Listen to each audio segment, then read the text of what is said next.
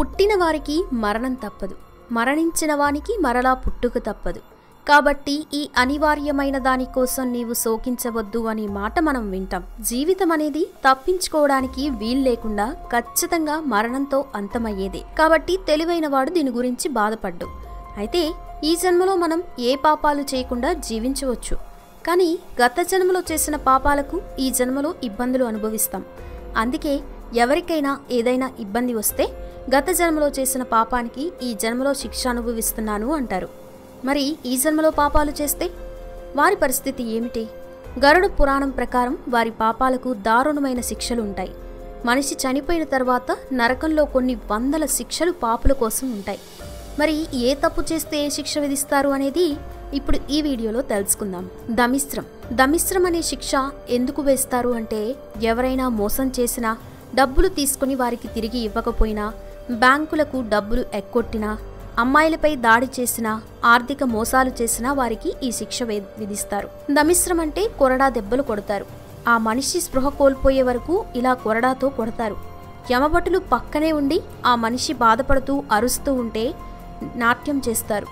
చాలా మందికి అనుమానం వస్తుంది, మనిషి చనిపోయిన తర్వాత ఆత్మ ఉంటుంది, మరి నొప్పి ఎలా వస్తుంది అని. ఖచ్చితంగా మనిషికి నొప్పి వస్తుంది. ఎందుకంటే మనిషి చనిపోయిన తర్వాత ఆత్మని వేరే వారి శరీరంలో ఉంచి నరకానికి తీసుకెళ్తారు. అందుకే వారికి ఆ నొప్పి తెలుస్తుంది. అన్నత మాసృసం. ఈ శిక్ష ఎవరికి వేస్తారు అంటే, భార్యాభర్తలు అన్యోన్యంగా లేకపోయినా, పెళ్ళయి మగవాడితో మరో స్త్రీ సంబంధం పెట్టుకున్నా, లేదా పురుషుడు వేరే స్త్రీ మాయలో పడి భార్యని వదిలేసినా, పిల్లల్ని పట్టించుకోకపోయినా, కుటుంబంలో కావాలనే గొడవలు పెట్టుకున్నా ఈ శిక్ష విధిస్తారు. మేకులతో ఉన్న కొరడాతో మనిషిని కొడతారు. అతని శరీరం నుంచి రక్తం కారేలా కొడతారు. అతనికి ఎన్ని రోజులు శిక్ష వేస్తే అన్ని రోజులు ఇలా యమభటులు కొడుతూనే ఉంటారు. రౌరవం. ఈ శిక్ష ఎవరికి విధిస్తారంటే, వేరే వారి సంపద ఎవరైతే వాడతారో, డబ్బులు తీసుకుని ఎవరైతే వెనక్కి ఇవ్వరో, ఎవరు దేవాలయాల్లో నగదు దొంగతనం చేస్తారో, చిన్నపిల్లల నుంచి డబ్బులు దొంగలించే వారికి ఈ శిక్షలు విధిస్తారు. ఈ శిక్ష ఎలా ఉంటుందంటే చాలా దారుణం. విషంతో ఉన్న పాముల్ని అతనిపై వదిలేస్తారు. అవి కరిచి అతన్ని చంపేస్తాయి. చనిపోయే వరకు ఆ పాములు ఉండే ప్రాంతంలో అతన్ని వదిలేస్తారు. మహారారౌరవం. ఈ శిక్ష ఎవరికి వేస్తారంటే, న్యాయబద్ధంగా, ధర్మబద్ధంగా, నీతి నిజాయితీ లేకుండా ఎవరుంటారో వారికి ఈ శిక్షలు విధిస్తారు. ఎదుటి వారిని ఇబ్బంది పెట్టి సొమ్ము తీసుకున్నా, అత్తామామలను తల్లిదండ్రులని చూడకుండా వదిలేసినా, వారిని అనాథాశ్రమంలో వదిలినా, ప్రేయసికి గర్భం చేసి వదిలేసినా, భార్యని చంపినా వారికి ఈ శిక్షలు విధిస్తారు. వీరిని స్థూలానికి తాళ్లతో కట్టి వేడివేడి నూనెలో వేయిస్తారు. కుంభీపాకం. ఈ శిక్ష ఎవరికి వేస్తారంటే, తమ సొంత అవసరాలకు అన్నదమ్ములని, అక్కచెల్లెళ్ళని, స్నేహితులని వాడుకొని వారు ఇబ్బందుల్లో ఉంటే పట్టించుకొని వారికి ఈ శిక్షలు వేస్తారు. అలాగే జంతువుల్ని చంపి వాటిని తినేవారికి ఈ శిక్షలు వేస్తారు. అయితే ఈ శిక్షలు అత్యంత దారుణంగా ఉంటాయి. బాండీలో మరుగుతున్న వేడి వేడి నూనెలో ఈ పాపం చేసిన వారిని వేసి ఆ తర్వాత చల్లని నీటిలో పడేస్తారు. అతనికి ఒత్తిడి పెంచి అత్యంత దారుణంగా విషపు చీమలతో కరిపిస్తారు. కాలసూత్రం. ఈ శిక్ష ఎవరికి వేస్తారంటే, ఇది కూడా అత్యంత దారుణమైన శిక్ష. నరకానికే నరకంలా ఉంటుంది ఈ శిక్ష గురించి తెలుసుకుంటే. తల్లిదండ్రులను ఎదిరించినా, వారికి అపాయం చేసినా, వారిని చంపినా, పిల్లులు, కుక్కలు, మూగజీవాలను చంపినా, పెద్దలతో ఇంటి చాకరీ చేయించినా ఈ శిక్షలు వేస్తారు. పాపుల ఒంటికి నిప్పు పెట్టి నరకమంతా పరిగెట్టిస్తారు. అంతేకాదు, వారిపై నరకంలో ఉండే కుక్కలను వదులుతారు. ఆ మంటలతో పరిగెడుతూ వాటి నుంచి తప్పించుకోవాలి. అసుత పత్రం. ఈ శిక్ష ఎలాంటి వారికి వేస్తారంటే, సొంత పనులు చేయకుండా వేరే వారి సాయం తీసుకున్నా, లేదా సొంత వారికి డబ్బు ఇవ్వకుండా మోసం చేసినా, భార్యని టార్చర్ చేసినా, పిల్లలకు సరైన విద్య అందించకపోయినా ఈ శిక్ష వేస్తారు. కొరడా మొత్తం సూదులు ఉంటాయి. అలాంటి కొరడాతో హింసిస్తూ కొడతారు. ఆ మనిషి శరీరం చీలిపోతుంది. రక్తంతో శరీరమంతా ఎర్రగా అవుతుంది. ఎముకలు విరిగినా శిక్ష సమయం అయ్యే వరకు ఇలా సూదుల కొరడాతో కొడుతూనే ఉంటారు. సుకరముఖం. ఈ శిక్ష ఎలాంటి వారికి వేస్తారంటే, ఎవరైనా సొంత పనులు చేసుకుంటే వారికి ఆటంకం కలిగించినా, పెద్దలను కాలితో తన్నినా, ఆవుని, సాధు జంతువులని చంపినా, తల్లిదండ్రులని అనాథలుగా వదిలేసినా, పిల్లలను ఉరివేసి చంపినా, వారు ఆత్మహత్య చేసుకునేందుకు కారణమైన ఈ శిక్షలు విధిస్తారు. ఇలాంటి వారిని చర్మాన్ని రంపంతో కోసేసి నిప్పుల కొలిమిపై నడిపిస్తారు. నరకంలో ఇది కూడా అత్యంత దారుణమైన శిక్ష, అంధకూపం. ఈ శిక్ష ఎలాంటి వారికి వేస్తారంటే, ఎవరి స్నేహితులైనా ఆపదలో ఉన్నా, మీ చేతిలో డబ్బు ఉండి సాయం చేయకపోయినా, తల్లిదండ్రులకి వైద్యం చేయించకుండా వదిలేసినా, తోబుట్టువులకి ఆపదొచ్చినా ఆదుకోకపోయి, వారి వివాహాలకు సాయం చేయకపోయినా ఈ శిక్ష అనేది వేస్తారు. ఇది కూడా నరకంలో అత్యంత దారుణమైన శిక్ష. వీరి శరీరాన్ని రంభంతో కోసేసి క్రూర జంతువుల దగ్గర పడేస్తారు. అక్కడ పులులు, గుంటనక్కలు, గద్దలు, సింహాలు వేటాడి మరీ ఈ మనుషుల్ని తింటాయి. దత్తమూర్తి. ఈ శిక్ష ఎలాంటి వారికి వేస్తారంటే, బంగారం, వెండి, ప్లాటినం దొంగతనం చేసినా, బ్యాంకుల్ని మోసం చేసినా, తల్లిదండ్రులు, భార్య, పిల్లలు, నగలు దొంగతనం చేసినా, ఎవరిని అయినా నీటిలో పడేసి వారి చావుకి కారణమైన, పుస్తకాలు, వేదాలు మంటల్లో వేసినా, ఎవరినైనా ప్రమాదంలో పడేసినా వారికి శిక్ష విధిస్తారు. ఇలాంటి తప్పులు చేసేవారిని 1000 డిగ్రీల వేడి ఉండే నిప్పుల కొలిమిలో వారి శరీరమంతా నూనె రాసి ఇందులో పడేస్తారు. క్రిమి భోజనం. ఈ శిక్ష ఎలాంటి వారికి వేస్తారంటే, బంధువుల్ని ఇబ్బందులు పెట్టినా, తల్లిదండ్రులను విడదీసినా, సముద్ర జీవుల్ని చంపినా, మహిళలను వేధించినా, వారిపై దాడి చేసినా ఇలాంటి శిక్షలు వేస్తారు. వారిని విషపు పురుగులు, విషపు చీమలతో కుట్టిస్తారు. అంతేకాదు, మురికి నీటిలో నెల రోజుల పాటు ఉంచి శిక్ష వేస్తారు. ఇలా మనిషి చివరకు ఎముకలు మిగిలేలా శిక్ష వేస్తారు. ఒకవేళ తన శిక్ష సమయం అవ్వకుండా మనిషి కుళ్ళిపోతే మరో శరీరంలో ఈ ఆత్మని ప్రవేశపెట్టి పూర్తిగా శిక్ష అమలు చేస్తారు. సల్మాలి. ఈ శిక్ష ఎలాంటి వారికి వేస్తారంటే, పెళ్లికి ముందు ఎవరైనా శృంగారం చేసినా, పెళ్ళైన అబ్బాయిలతో అఫైర్ పెట్టుకున్నా, వ్యభిచారం చేసినా, బ్రోతల హౌసులు నడిపినా ఇలాంటి వారికి ఈ శిక్షలు విధిస్తారు. ఇలాంటి తప్పులు చేసిన వారు నిప్పులతో వేడి చేసిన ఎర్రటి దూలాన్ని కౌగలించుకోవాలి. స్త్రీలైనా పురుషులైనా ఎవరైనా ఇలాంటి శిక్ష అనుభవించాల్సిందే. వేడిగా ఉందని దూలం వదిలి కిందకు వస్తే వారిని కొరడాతో యమభటులు కొడతారు. ఇది కూడా నరకంలో అత్యంత దారుణమైన శిక్ష. వజ్రకంఠశాలి. ఈ శిక్ష ఎలాంటి వారికి వేస్తారంటే, అత్యంత దారుణమైన పాపాలు చేసిన వారికి ఈ శిక్ష విధిస్తారు. అమ్మాయిలతో ఇష్టం లేకుండా సంభోగం చేసినా, జంతువులతో సంభోగం చేసినా, మొక్కలను కొట్టేసినా, రోడ్లను పరిశుభ్రంగా ఉంచకుండా చేసినా, రోడ్లు ప్రమాదాలకు కారణమైన ఈ శిక్షలు విధిస్తారు. ఓ పెద్ద ఐరన్ రాడ్కి ఇనుప మేకును గుచ్చుతారు. దానిపై పడుకోబెట్టి పెద్ద పెద్ద బండరాళ్ళు వేస్తారు. శరీరంలోకి ఈ మేకులు గుచ్చుకుంటాయి. రక్తం కారుతున్న ఎమబట్లు వారిని ఇలా కొడుతూనే ఉంటారు. కుయోదకం. ఈ శిక్ష ఎవరికి వేస్తారంటే, పెళ్లికి ముందు కడుపు చేసి పెళ్లి చేసుకుంటాను అని మోసం చేసిన అబ్బాయిలకి శిక్ష వేస్తారు. అయితే అలాంటి వారికి ఇక్కడ యమలోకంలో దక్షిణం వైపున పెద్ద బావి ఉంటుంది. అందులో పాములు, తేళ్లు, జెర్రెలు, విషపు కీటకాలు ఉంటాయి. అందులో ఆ పాపిని పడేస్తారు. అక్కడే ఈ బాధలు భరించలేక ఆ పాపి చనిపోతాడు. ఇలా నెల రోజుల పాటు ఆ బావిలో పడేస్తారు. ప్రాణరోధం. ఈ శిక్ష ఎవరికి వేస్తారంటే, జంతువులను చంపేవారికి, వాటిని కబేలాలకు అమ్మేవారికి, ప్రతిరోజు జంతువుల్ని చంపి వాటిని తినేవారికి, అమ్మాయిలపై చేయి చేసుకునే వారికి ఈ శిక్ష విధిస్తారు.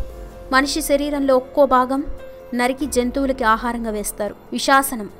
ఈ శిక్ష ఎవరికి వేస్తారంటే, బాగా డబ్బుండి పేదలకు సాయం చేయకుండా వారి ముందు గొప్పలు పోయేవారికి, పేదలను నీచంగా చూసేవారికి, అంతస్తులు, ఆస్తులు, డబ్బులు బాగా ఉన్న పేదలకు సాయం చేయని వారికి ఈ శిక్షలు వేస్తారు. దుడ్డు కర్రకు మేకులు గుచ్చి వాటితో మనిషిని కొడతారు. స్పృహ కోల్పోయే వరకు ఈ శిక్ష అమలు చేస్తారు. సరమేయాసనం. ఈ శిక్ష ఎవరికి వేస్తారంటే, ఎవరైనా తినే ఆహారంలో విషం కలిపినా, ఇష్టం లేకుండా వారిని ప్రేమించి ఇబ్బంది పెట్టినా, జంతువుల్ని హింసించినా, వాటికి విషం కలిపిన ఆహారం పెట్టినా, మరణ హోమం సృష్టించినా, ఉగ్రదాడులు చేసినా ఇలాంటి శిక్షలు విధిస్తారు. వీరిపై నరకంలో ఉండే కుక్కలను వదులుతారు. వీరి శరీరాన్ని కుక్కలు చీల్చి చీల్చి చంపుతాయి. అబిసి. ఈ శిక్ష ఎవరికి వేస్తారంటే, కోర్టులో అబద్ధపు సాక్ష్యాలు చెప్పినా, న్యాయబద్ధంగా లేకపోయినా, దొంగ వ్యాపారాలు చేసినా, అమ్మాయిల్ని వ్యభిచారులుగా మార్చినా ఈ శిక్షలు విధిస్తారు. వీరిని వైతరణి నది పక్కన ఉత్తర దిక్కున ఉండే అబిసి పర్వతం దగ్గరకు తీసుకెళ్లి పైనుంచి తోసేస్తారు. వీరు ఎముకలు విరగడంతో చనిపోతారు. ఈ అబిసి శిక్ష నరకంలో ప్రతిరోజు వేలాది మందికి విధిస్తారట. ఈ పర్వతంపై నుంచి మనిషి కిందకు పడ్డానికి 30 నిమిషాల సమయం పడుతుంది. అంత పెద్ద పర్వతం ఈ అబిసి పర్వతం. ఆయుపానం. ఈ శిక్ష ఎవరికి వేస్తారంటే, ఎవరైనా మద్యం తీసుకున్నా, మహిళలకు సీక్రెట్గా మద్యం పోసినా, పిల్లలకు మద్యం అలవాటు చేసినా, డ్రగ్స్ వాడినా, గంజాయి లాంటి వ్యాపారం చేసినా, జూదంలో మహిళలను తాకట్టు పెట్టినా వారికి శిక్ష విధిస్తారు. వీరు ఎన్నిసార్లు మద్యం తాగారో అన్నిసార్లు వేడి వేడి ఇనుముని వీరి చేత తాగిస్తారు. రక్సోభిషేకం. ఈ శిక్ష ఎవరికి వేస్తారంటే, ఎవరైతే జంతువుల్ని ఇనుప చువ్వలతో చంపుతారో, ఎవరైతే జంతువుల వ్యాపారం చేసి వాటి చావుకి కారణమవుతారో వారికి శిక్ష విధిస్తారు. వారు ఏ జంతువుల్ని చంపారో ఆ జంతువులు ఇక్కడ పాపి కోసం వెయిట్ చేస్తూ ఉంటాయి. ఈ మనుషులు వచ్చిన తర్వాత వారిపై పగ తీర్చుకుంటాయి. యమభటులు ఈ జంతువులని మనుషులపై వదులుతారు. ఆ జంతువులు వారిని చంపేస్తాయి. అయినా వారు చావకపోతే రంపాలతో కోస్తారు. శూలాపాతం. ఈ శిక్ష ఎవరికి వేస్తారంటే, వ్యాపారంలో మోసం చేసినా, మానసికంగా ఇబ్బంది పెట్టినా ఈ శిక్షలు విధిస్తారు.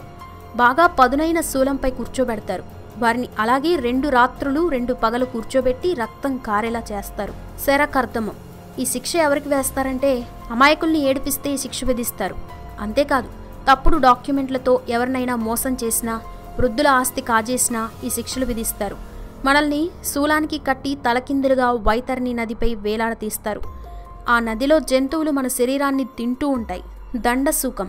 ఈ శిక్ష ఎవరికి వేస్తారంటే, వారి దగ్గర పనిచేసే వారిని నీచంగా చూసినా, మురికి పనులు చేయించినా, పనికి తగ్గ డబ్బులు ఇవ్వకపోయినా దండసూకం శిక్ష వేస్తారు. వీరిని రంపంపై కూర్చోబెట్టి యమభటులు వారి శరీరం కోస్తూ ఉంటారు. వారి శరీరం 2 భాగాలుగా చీలే వరకు ఇలా రంపంపై కూర్చోబెట్టి కోస్తారు. ఆ బాధ తట్టుకోలేక మరణిస్తారు. బటరోదకం. ఈ శిక్ష అత్యంత దారుణంగా ఉంటుంది. ఈ శిక్ష ఎవరికి వేస్తారంటే, అడవుల్లో ఉండే జంతువుల్ని హింసించినా, మనుషులపై ఉమ్ము వేసినా, వారిని నీచమైన చోట పనిలో పెట్టినా, అడవి మనుషుల్ని వేధించినా వారికి ఈ శిక్ష వేస్తారు. మనుషుల పుర్రెలు తగలపెట్టిన పెద్ద మంటలో ఇలాంటి వారిని వేస్తారు. పర్యవర్తనకం. ఈ శిక్ష ఎవరికి వేస్తారంటే, ఆకలితో ఉన్న వారిని చూసి వారిని పట్టించుకోకపోయినా, వారికి అన్నం పెట్టకపోతే వారికి ఇలాంటి శిక్ష విధిస్తారు. ఈ శిక్ష అత్యంత దారుణంగా ఉంటుంది. డేగలు, గద్దలు, కాకులు ఆ మనుషులు కనుగుడ్లు పీకేస్తాయి. వారిని అలా గుడ్డివారిగా వైతరణి నది దగ్గర వదిలేస్తారు. శుచిమూకం. ఈ శిక్ష ఎవరికి వేస్తారంటే, బాగా డబ్బుండి ఎవరికి సాయం చేయని వారికి, బంధువుల్ని నీచంగా చూసేవారికి, మంచి తిండి తినే డబ్బు ఉన్న పిసినారిగా ఉండేవారికి ఈ శిక్ష విధిస్తారు. వైతరణి నది నుంచి తెచ్చిన రక్తాన్ని ఈ పాపులపై పోసి స్తంభానికి కట్టి సూదులతో గుచ్చి హింసిస్తారు. వైతరణి నది. గరుడ పురాణం చదివిన సమయంలో మనం వైతరణి నది గురించి వింటాం. వైతరణి నది అతి ప్రాచీనమైన నది. పాపాలు చేసిన వారు చనిపోయిన తర్వాత యమభటులు ఈ నదిని దాటి తీసుకెళ్తారు. గరుడ పురాణం ప్రకారం ఈ నది యమలోకానికి దక్షిణం వైపున ఉండే ద్వారం వైపు ప్రవహిస్తుంది. కేవలం పాపాలు చేసిన వారిని మాత్రమే ఈ దారిలో తీసుకువస్తారు. ఈ నది అతి భయంకరంగా ఉంటుంది. ఇక్కడ నుంచి వెళ్లే సమయంలో చేసిన పాపాలన్నీ గుర్తుకొస్తాయి. ఈ నది కొన్ని వేల అడుగుల వెడల్పు ఉంటుంది. ఈ నదిలో నీరుకి బదులుగా రక్తము, చీము, ఎముకలు, మాంసం ప్రవహిస్తూ ఉంటాయి. ప్రపంచంలో ఉండే దుర్గంధం కంటే 1000 రెట్లు దుర్గంధం ఇక్కడ నుంచి వస్తుంది. అక్కడ యమభటులకి ఈ వాసన తెలియదు, కానీ పాపులకి మాత్రం ఈ వాసన తెలుస్తుంది. ఈ నదిలో చాలా పెద్ద మొసళ్ళు, మాంసం తినే క్రిములు, జంతువులు, పక్షులు, పాములు ఉంటాయి. వైతరణి నది యమపురికి 86,000 అడుగుల దూరంలో ఉంటుంది. మనిషి మరణించిన తరువాత ఈ దారిలో ఓ రాత్రి ఓ పగలు నడిచి వెళ్ళాలి. అప్పుడు నరకానికి చేరుకుంటారు. ఇలా నడుస్తూ ఉంటే సౌమ్యము, సౌరి, నాగేంద్ర భవనము, గంధర్వ, శైలాగను, క్రౌంచ, క్రూర, విచిత్ర భవన, బాహ్యపద, దుఃఖద, నానాక్రంద, సుతప్త, రౌద్ర, వయోవర్షణ, సీతాడ్య, బహుభీతి అనే 16 నగరాలను దాటుకొని యమపూరికి చేరుకుంటారు. ఆచనిపోయిన వ్యక్తికి పిండాలు పెట్టిన తర్వాత వాటిని తిని ఆ తర్వాత యముని సోదరుడైన విచిత్రరాజు పరిపాలించే విచిత్ర భవనానికి చేరుతారు. ఎవరైతే గోదానం చేస్తారో వారు అక్కడ పడవలో ఆ నది దాటుకుంటూ వెళ్తారు. గోదానం చేయని వారు ఆ నదిలో నడుచుకుంటూ వెళ్లాల్సి ఉంటుంది. పాపాలు చేసిన వారు మాత్రమే ఈ నది వైపు ప్రయాణం చేయవలసి ఉంటుంది. ఏ ఒక్క పాపం చేయని వారు మంచి పనులు చేసినా వారు అసలు యమలోకానికి రారు. వారు నేరుగా స్వర్గానికి చేరుకుంటారు. చూసారుగా, ఇవి మన నరకంలో ఉండే శిక్షలు. అందుకే మనం నిజాయితీగా, ధర్మబద్ధంగా పక్కవారికి సాయం చేసేలా ఉండాలి.